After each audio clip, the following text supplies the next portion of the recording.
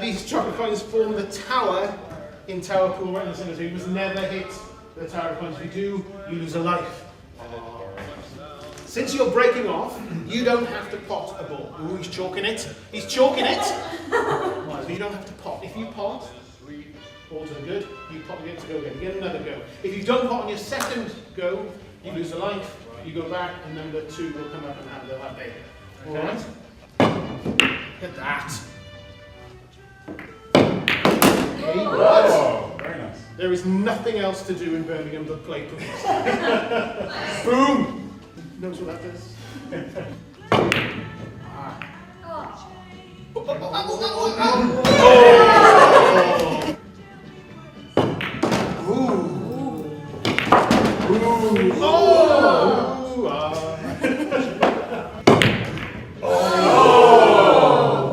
He had the taste of chocolate in his mouth and denied. Denied! There you go. Going for the quintuple, not quite making it. Oh! You love this tower of things in the centre here. Oh, what? He goes back on the table, eh? People are playing with fire! Look at that. The chocolate is yours. Okay. As Jim Bowen would have it. There it is. Finishes on a pot. So a round of applause for our winner number 4! You should do well in the 4 for the pool.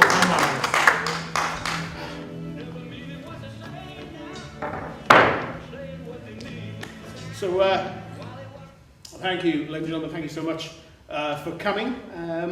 If I can ask everyone to ensure that all mobile phones are switched off and any coats, drinks, etc. are tucked safely under your seats. Thank you. We are aware that this space is intimate, and we just want to reassure everyone that no one will be asked or indeed expected to do anything further of any importance tonight, or anything that can, in any significant way, change the course of events. We hope you all feel empowered by your participation in the show or your observation of other people participating in the show. It is difficult to offer such opportunities to everyone, although we do try and invite a demographically equitable sample of the public to the table on each occasion, so that each individual can feel well represented in the participation process and at ease with the results arrived at in their name. So, thank you once again for coming. Your presence here is essential to the proceedings. Despite your inability to impact too significantly on the outcome, a trial is not a trial without a jury. Although the days of such an old-fashioned equation are sadly numbered. But for now, we're very pleased that you could come along. It makes things so much easier for us to have you here.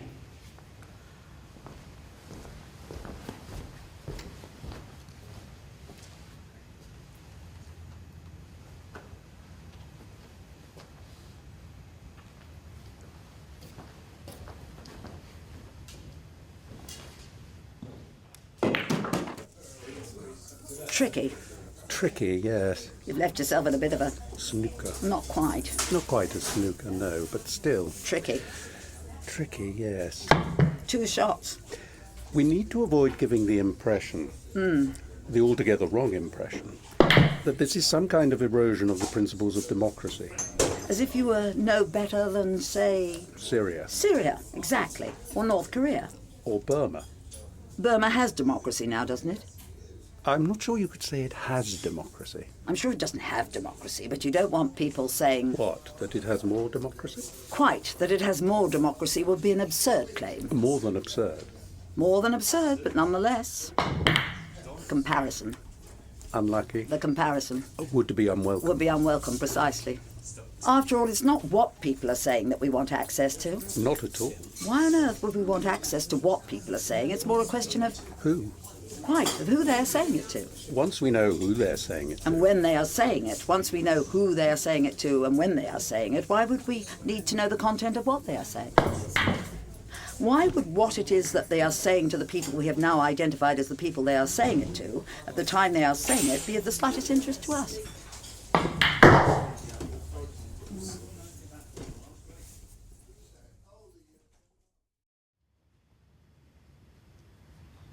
How do you think this will end? This. How do you think it will end? I don't know. But what do you think?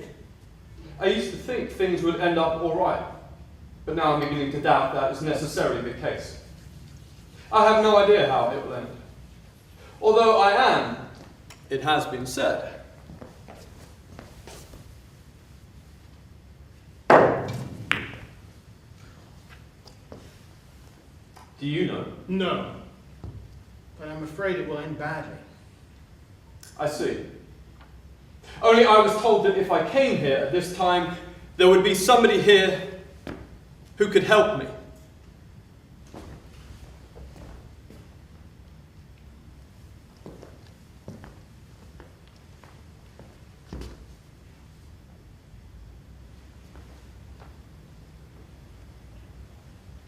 What seems to be the problem?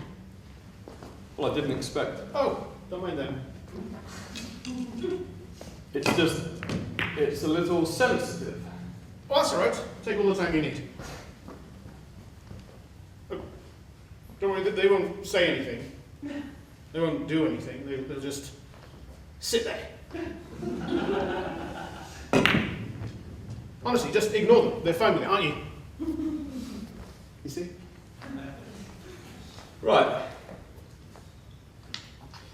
Would you like some background music? Would that help?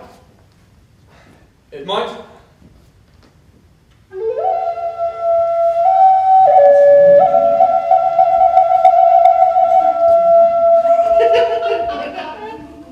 Oh, we're joking. When you're ready.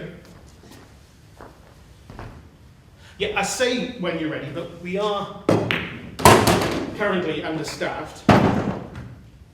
And the cases are multiplying at an alarming rate. You see, it's the curse of being a caring professional in less than caring times. You see, the people who need the care multiply at precisely the same rate as those who do the caring are culled. Sometimes those who are culled, we call them the cullies, get the most sympathy. But quite frankly, who gives a damn about those of us who are neither the cullers nor the cullies, but are simply left behind to mop up the mess? So, in your own time, but patience, like profit, less plentiful than it once was. In fact, we might be reaching a tipping point whereby the cullies multiply in such vast numbers that the remaining moppers up are forced, in their desperation, to cull themselves of their own accord. And then the mess will inevitably spill over into places where it can no longer be so comfortably ignored.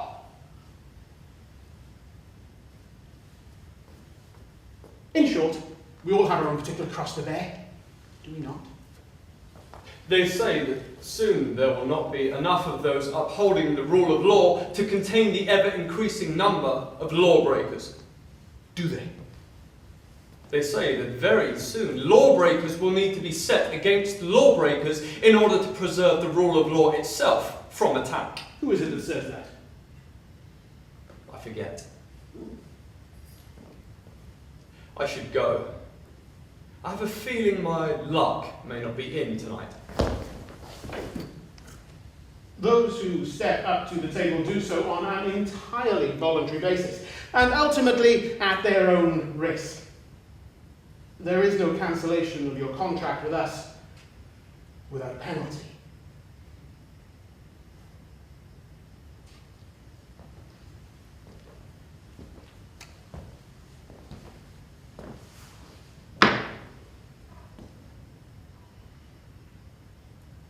This morning, the postman who I had always suspected delivered a warrant for my arrest. It was an ordinary enough morning, grey and a bit sullen, with a sky full of rain that wasn't quite falling, but it would do. That much was clear. It would do just when you were least expecting it.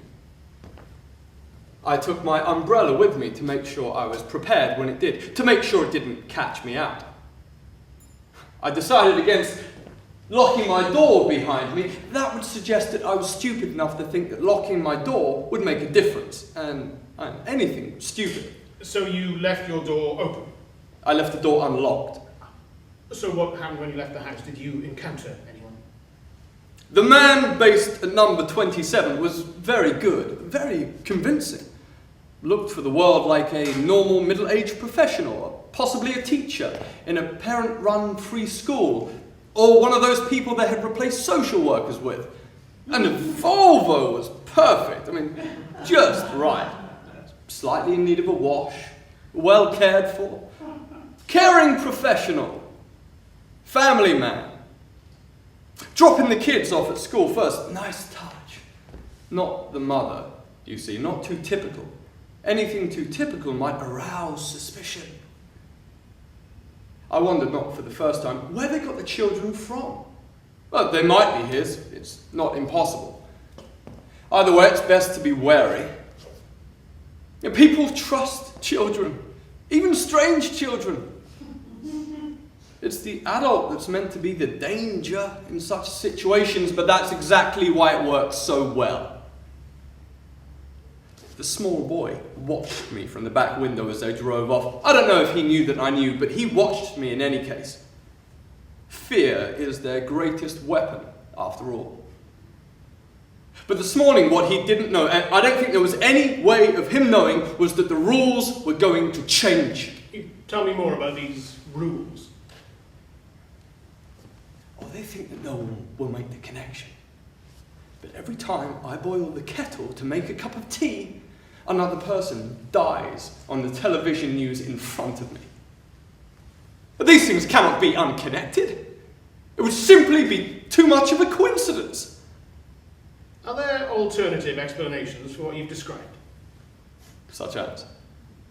Would you be willing to consider the possibility that there are two things going on here that are not necessarily causally connected?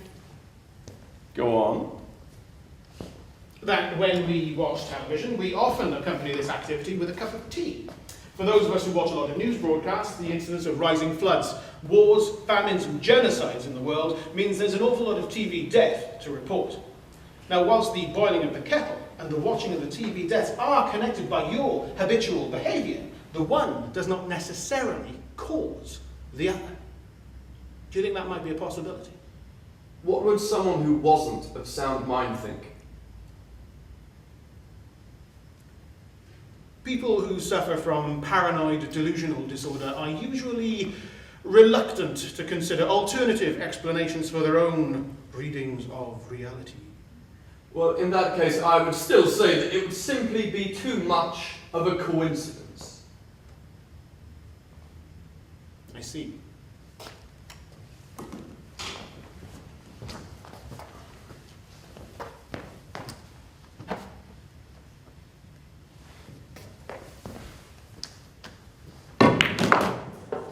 Good shot. So, you're sure there's no way around it? It's all covered in Article 2. No exceptional circumstances whatsoever, whether an act of war... State of war, isn't it? State of war, that's right.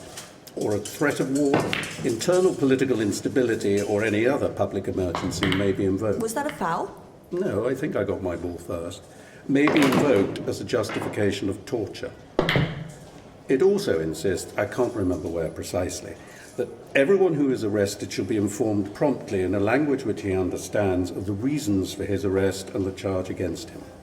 Well, if that's what the rules say. It's a popular interpretation. But if it was all to take place... Somewhere else. Precisely. Somewhere, say, beyond our national borders. It would no longer be under your jurisdiction. Well outside our airspace. And carried by a foreign plane. You're not even looking at an exemption. Such a regrettable act would clearly be... Beyond our rules altogether. Precisely.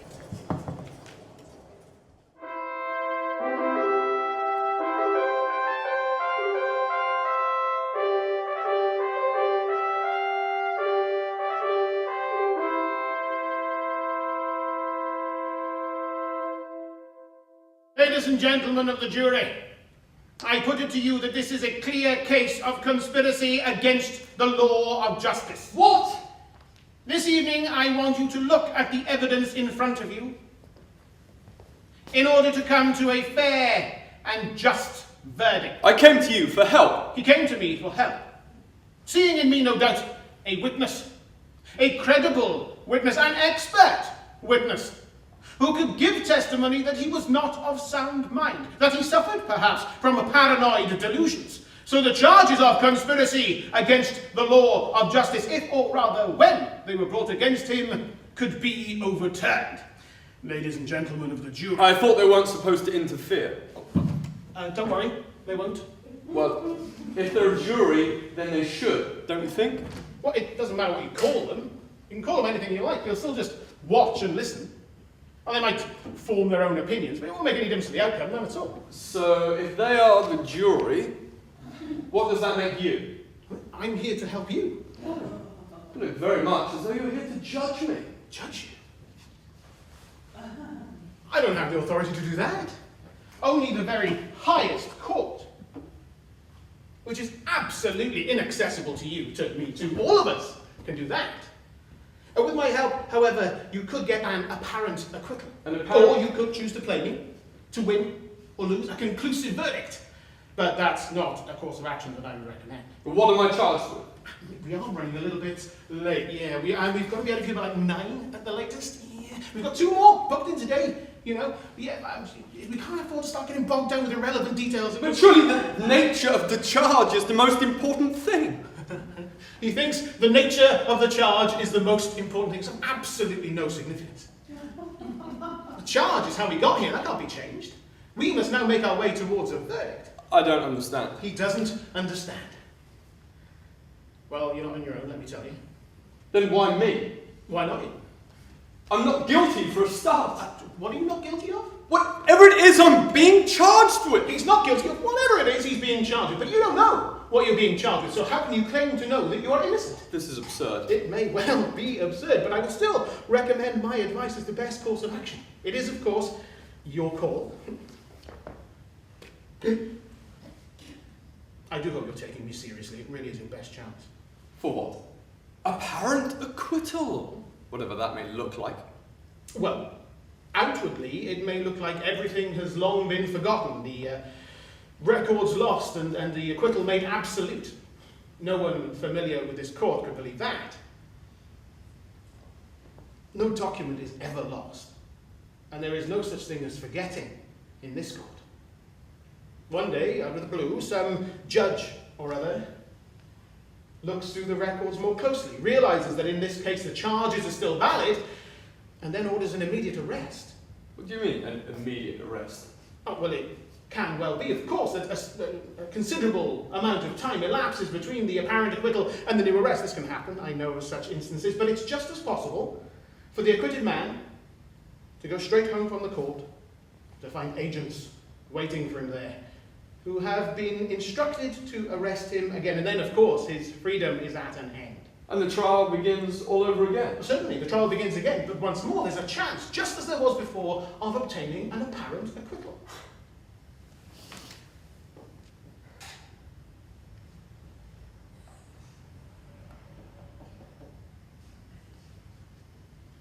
Apparent acquittal doesn't seem to strike you as particularly advantageous.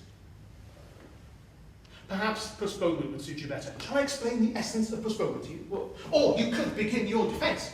My defence? It would help if I knew the charge. Not a great deal, to be honest. You could call your first witness. Well, let's give that a go then. Call the first witness! The man from number 27.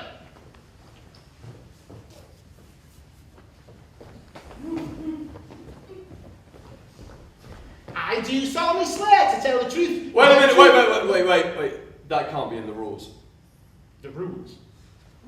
You can't be a witness as well as the judge. Oh, I'm doubling up. Doubling up? It's a technical term. You see, I'm playing 2 different characters. Well, more than 2 if you count the judge as another character. Personally, I see the judge as a sort of alter ego. You can't double up as a witness for the prosecution. Well, I don't see why not. I'm making a very clear distinction between the 2. Alright then, I'll double up as the judge.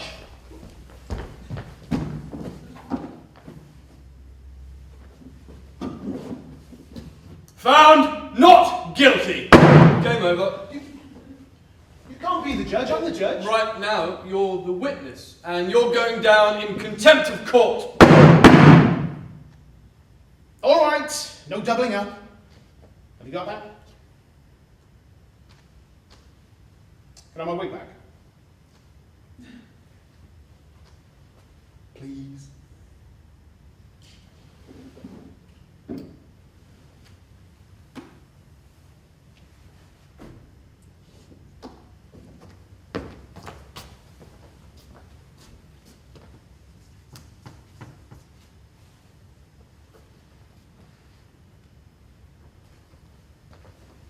Did anyone else feel that? Kind of draft. Is there a window open? Perhaps it's coming up through the floorboards. Or in between the gaps where the answers fall through the spaces left by the questions that aren't asked. Made me shiver just then. I wonder what direction the wind is blowing in. I wonder how far it can travel as it blows itself down to the slightest trickle of a chill, which would scarcely move a feather.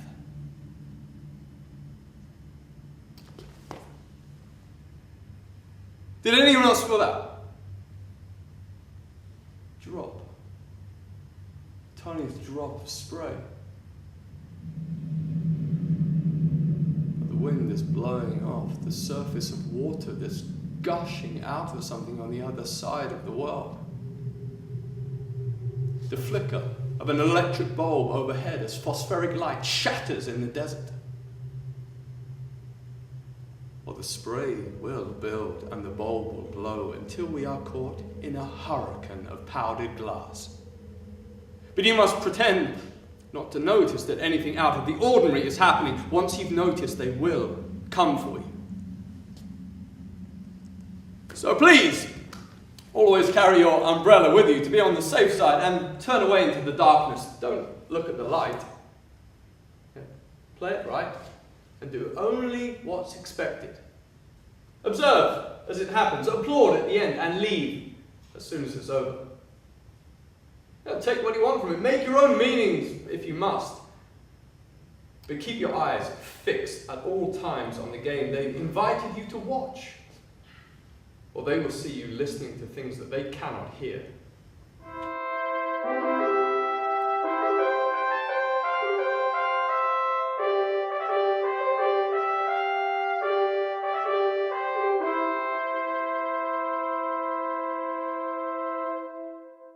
It is alleged by the witness for the prosecution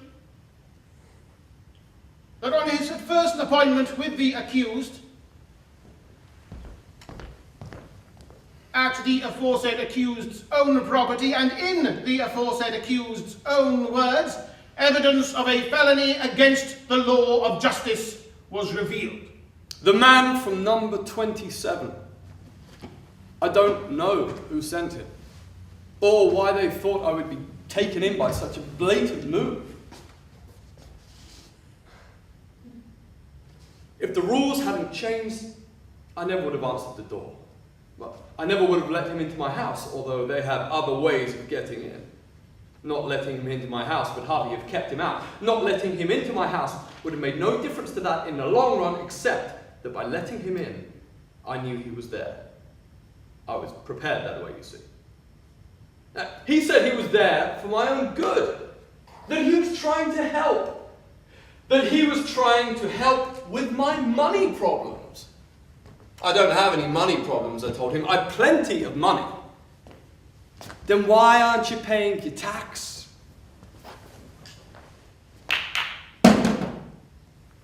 You see, the banks want me to hand over all my money to them. All of it. Every last banknote I have piled high in the attic, they want me to hand it over to them so that they can hand a not insignificant amount of it over to Her Majesty's government. And in return, I get an account number. But the money's gone. We'll make it grow for you. That's what they promise. We'll spend your money so that when you come back for it, there'll be more than there was when you gave it to us. Do they think I'm stupid? Where on earth are they getting this extra money that's supposed to come back to me? And more to the point, what are they doing with my money?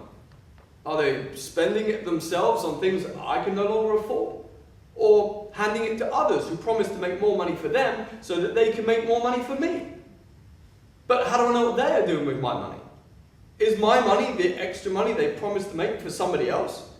So where's the extra money coming from that's going to come back to me? And who are they stealing that from? And what are they using it to do? They will use it. Can everyone hear me clearly? They will spend it on our children's education in certain economically useful subject areas. and a smattering of other public services mostly to ensure the smooth running of football matches and to ensure that demonstrations don't get out of hand. They will spend on raising the nation's spirits with sporting events and royal celebrations, and to offer a charitable support to the nation's banking industry, which has suffered such dreadful losses in recent times and simply needs a helping hand to get it back on its feet. I will not give any of my money to Her Majesty's government because I'm afraid of what they will use it to do. I will not be an accomplice. Even as families are put out on the streets and homes are repossessed, my money will be used to launch Jubilee barges and plant surface-to-air missiles on the roofs of flats in which people can no longer afford to live. And I will no longer play by the rules which are designed to allow such things to happen. They will spend it on mending roads that are beginning to crack under the strain of the exodus from our cities, to monitor emails to prevent the terrorist attacks that so threaten our hard-won privileges here in the West. They will spend it on welfare of a sort and housing for a limited period of time, and with a cap of £400 for those people with too many children in desirable locations, a short commute north of the capital. There may not be as much as there once was, you understand, but what little they have will be put to good use. I'm finding it really difficult to get the blood out of my clothes. Oh, I know I'm not the only one who struggles with this. I can see the evidence of it everywhere. Oh, the woman in the shop suggested I use a particular brand of stain remover, so I gave it a go. I have followed all the instructions to the letter. Rules I've long since stopped trusting, but instructions are things you should still be able to rely on, as they maintain the illusion that things are still working. So I soaked all my clothes in cold water. I filled the bath, both sinks, 10 buckets, the paddling pool I bought from the supermarket, and a garden pond. I applied the stain remover for less than 3 minutes. Then, while the clothes were still wet, washed them as normal. I had to do this in stages, of course, as my washing machine is no bigger than anyone else's. They were fainter, I think. Or perhaps this was a psychological illusion given the amount of time and effort it had taken, but they were still there. No doubt about it. And why should I have expected anything different? Surely, if it was that simple, then everyone would have cottoned onto it by now. Oh, the stain remover was available in all major supermarkets, and yet people walked on past it. Up and down the aisles with those same faint marks on their clothes. Stains which clearly none of us have been able to remove completely. Do you think you are the only one who can see this blood? No. No, I don't. Okay. And I think that those of us who can see the blood that others have become immune to have a duty to help each other with their dirty washing. Don't you? There are, I'm sure you're aware, a number of lawful ways in which you could bring about real change. If the washing powder didn't work, why not try writing to the company who made it? Or boycotting the company that allowed the blood of its workers to get onto the clothes in the first place? I suggest you petition your local MP to ask for trade sanctions for unfair practices. Join a focus group and have your say. Laws get changed that way. And well, what kind of world would it be if we all went around making up our own rules? We are lucky enough to live in a democracy. And the power is in our own hands.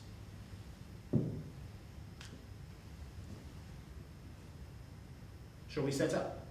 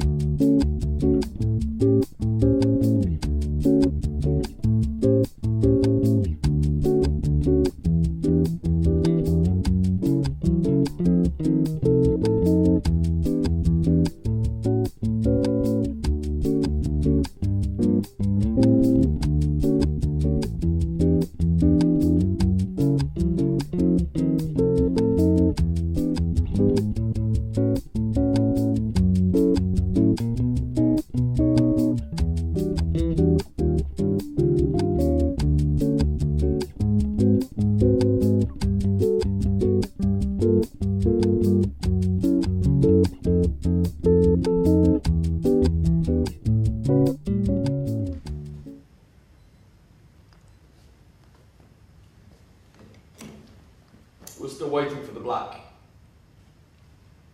That's very observant of you. The black doesn't come out until all 7 balls, whether spots or stripes, have been potted. Rubbish. I think you'll find that's how the game is played in these parts. How can you play without the black? It takes all the risk out of the game. Precisely. You see, I have this irritating habit of potting the black ball before I pocketed all of my balls, which in some versions of the rules would lose me the game, even if I had potted more of my balls than my opponent at that point. Hardly seems fair, is it? But that's the rules. Not these rules. All right then, show me. Sorry? The rules. I want to see the rules. He wants to see the rules. Highly irregular. But I am, as I keep reminding you, here to help. Excuse me, can I just borrow your program? It's right there.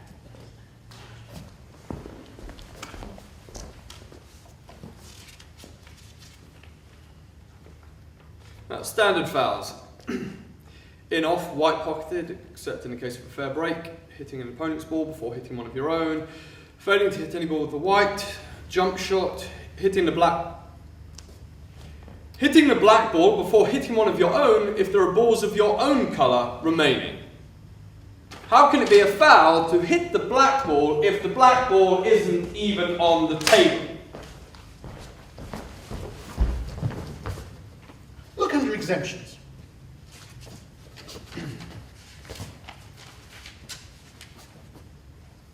Exemptions.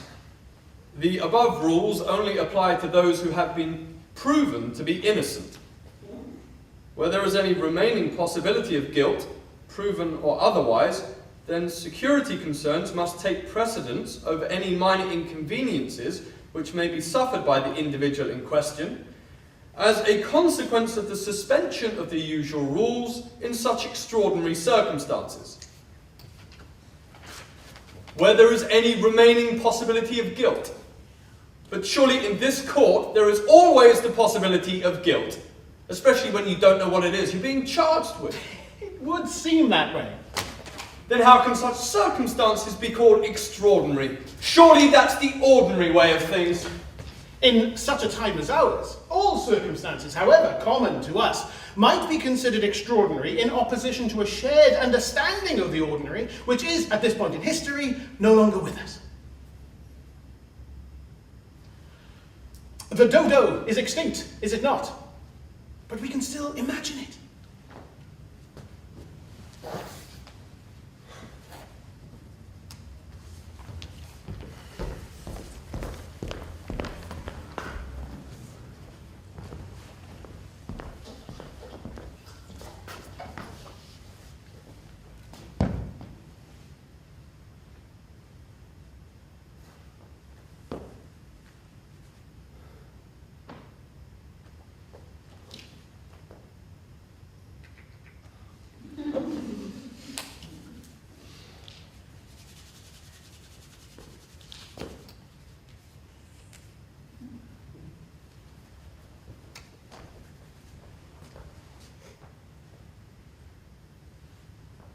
Heads or tails?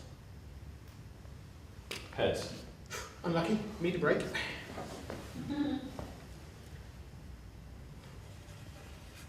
This is the 3,000th game. Shouldn't make a difference. I've got my job to do, and should you choose to take me up on the offer of an apparent acquittal or postponement, then I shall be obliged to help. But if you were to choose to play the game, to play for the prize of a final acquittal, and who could blame you?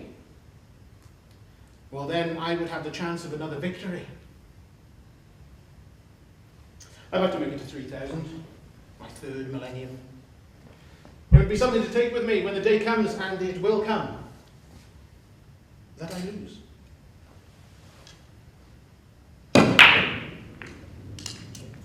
Why are you doing this? Everyone remembers where they were on the day of the 911th game, 2 p.m. UK time. I broke two rules that were blown apart when the first white ball went down. Then the second white ball went down. From then on, it was game over. Different rules after that. Are they making you do this? My next opponent did not like the new rules. He said you can't hit back on the white. Well, he was right, wasn't he? You can't hit back on the white. Yes, but from behind the line. From behind the line you can't hit back. You have to hit forwards on the white. So if you want to hit back, you have to take it over the line. Do you understand? You have to take it to the furthest edge of the table where the rules behind the line no longer count. You have to take it on a journey to a place where you can hit it over and over again as hard as you like, and no one can do anything about it. Am I free to go? So you do want me to arrange an apparent acquittal? Well, I can certainly make a few inquiries. The door's not locked.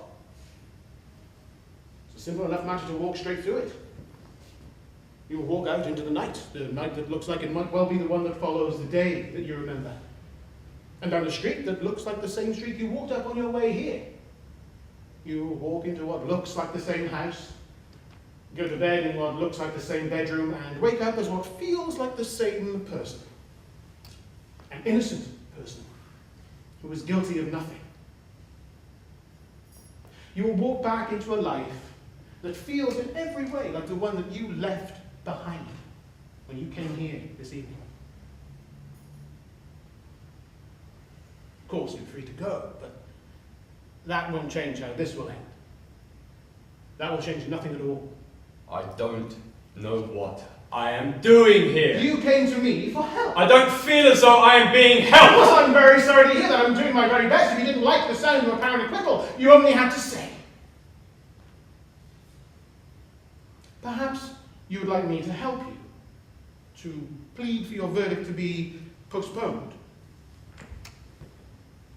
Postponed? Postponement consists in preventing the trial from advancing beyond its earliest stages. Now, there is the obvious disadvantage that with postponement, the defendant is never free, but nor is he free in any real sense with apparent acquittal. There is, however, another disadvantage. The game cannot remain as a standstill. Something must at least appear to be happening with the game.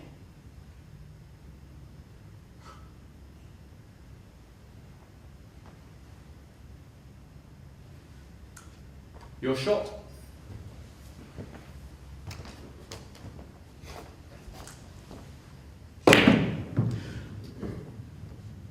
On the summer's day of the 1077th game, 4 balls went down together for the first time in British history. They were all the opponent's own balls. That's allowed, isn't it? And no, it couldn't be allowed. Otherwise it would have been game over. So the rules had to change again. No potting of your own balls. Only the potting of your opponent's balls can be permitted, and only from well over the line. From off the edge of the table, in fact. From beyond the limits of fair play. This game is absurd. These are the times we live in. I see. How do you think this is going to end? I'm beginning to suspect you might win. In the ordinary way of things. But given that we are living in such extraordinary times, perhaps in the end, to win the game might be to lose it. Don't you think? You don't know what happens to the losers, do you? I'm beginning to see what happens to the winners. The winners make the rules. The winners keep playing. The winners stay on. And on and on and on. Aren't you ever just a little bit tempted by the certainty of a verdict? I was, once. That's just one of the disadvantages of postponement. One begins to feel safest in the never-ending uncertainty of the never-ending trial. My case has been postponed for over 10 years now. 2,999 games in total. Thought of a verdict terrifies me. You're not here to help me at all. You're playing this absurd game for your own survival. 2,999 games. Without defeat, impossible. Not when you make the rule. But even then... And can change them at any point with a well-placed exemption. Oh, seems a little rigged to me. Oh, so you'd change the rule that says you can change the rule? Absolutely. The rules should be fixed from the start. Fixed and agreed on from the start. Then it's a fair game. So beat me! And then make that. But how can can you won't? You think now that you would? I thought so too. Until I was about to lose, and then things start to look very different. So we all just keep playing their game. Play a game. This is our game! And why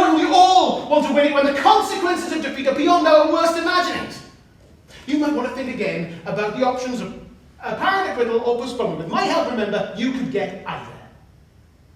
What were you charged with? I can remember it. As if it were yesterday.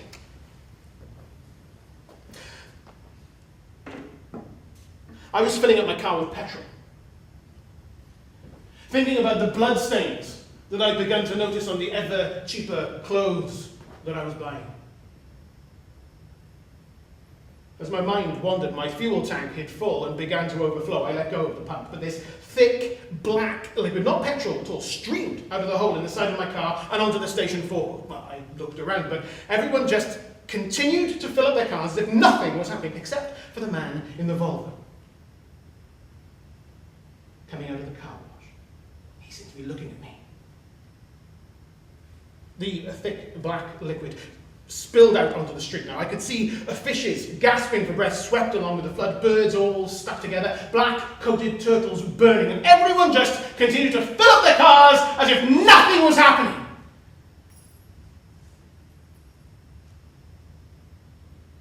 I don't know what I've been charged with.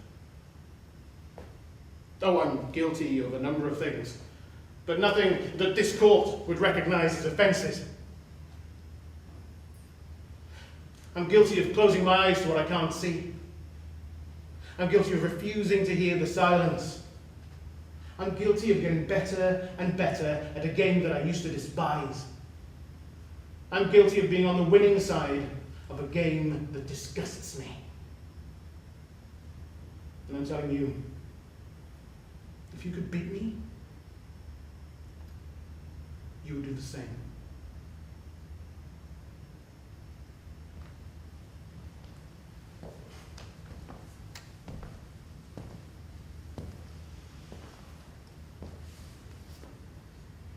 There is only one way that I can beat you. And I promise you, once I've beaten you, I will change the rules.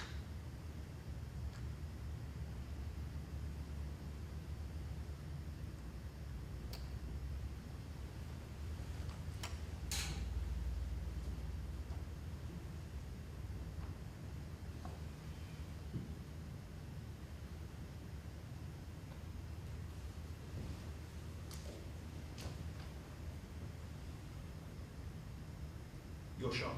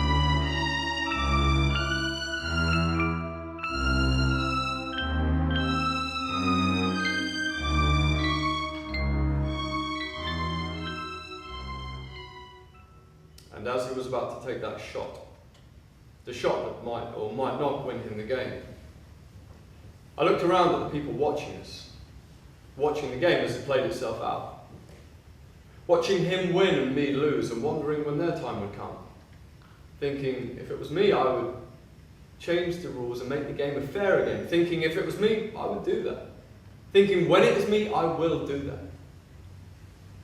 And finally you will leave. The door is not locked. It's an easy enough matter to walk straight through it and think you've left all this behind. You'll walk out into the day that looks like it might be the one that followed the morning you remember.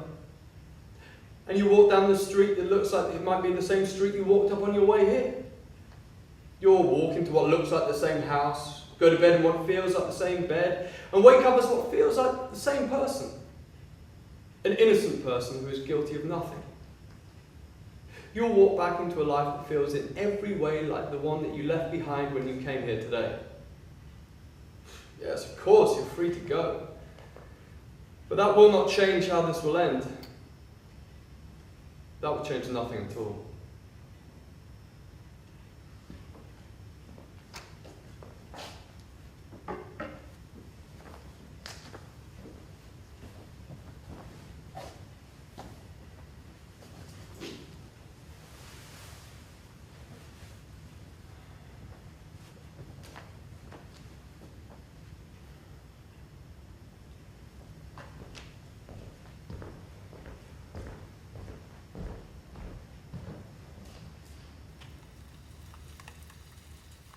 Where was I again? You wanted my help in locating Relocating, absolutely. a mailbox somewhere? Well, more than a mailbox. A mailbox will suffice. It will. In most cases. So a mailbox then. On an island somewhere, perhaps. A mailbox on an island. The palm tree kind of island, or... I don't think it matters. To the mailbox, does it? The thing is, What? What is the thing? is anyone listening to us? Can anyone hear this conversation? Of course they can. They can. Don't worry, it's all perfectly legal. The law is designed to protect us. We'd be fools to design it any other way. They watch, but they don't see. They won't say anything. They won't interfere. They'll just sit there until it really is game over.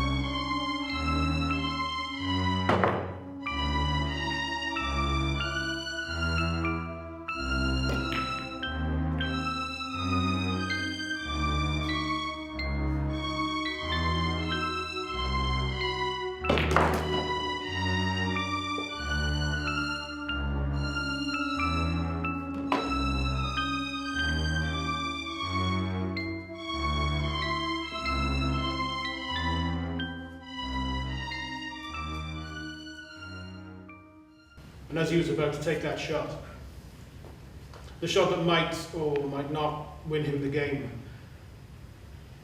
I looked out at the people still watching us, watching him win and me lose, and wondering when their turn would come. Thinking if it was me, I would change the rules and make the game a fairer game. Thinking if it was me, I would do that. Thinking when it is me, I will do that. And finally you will leave and go home. The door is not locked. You will walk out into the night that looks as if it might well be the one that follows the day that you remember. And down the street that looks like it might well be the one that you walked up on your way here. You'll walk into what looks like the same house, go to bed in what looks like the same bedroom, and wake up as what feels like the same person. An innocent person who is guilty of nothing. You will walk back into a life that feels in every way like the one you left behind when you came here this evening. Yes, of course, you are free to go. You have always been free to go. But that will not change how this will end. That will change nothing at all.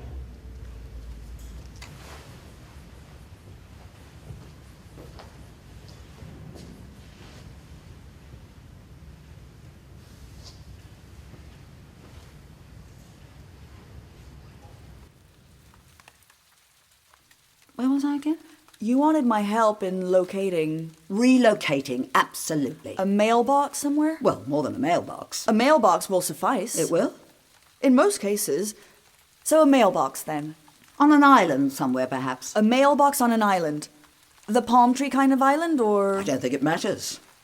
To the mailbox, does it? The thing is, What? What is the thing? is anyone listening to us? Can anyone hear this conversation? Of course they can. They can? Don't worry. It's all perfectly legal. The law is designed to protect us. We'd be fools to design it any other way. They watch, but they don't see.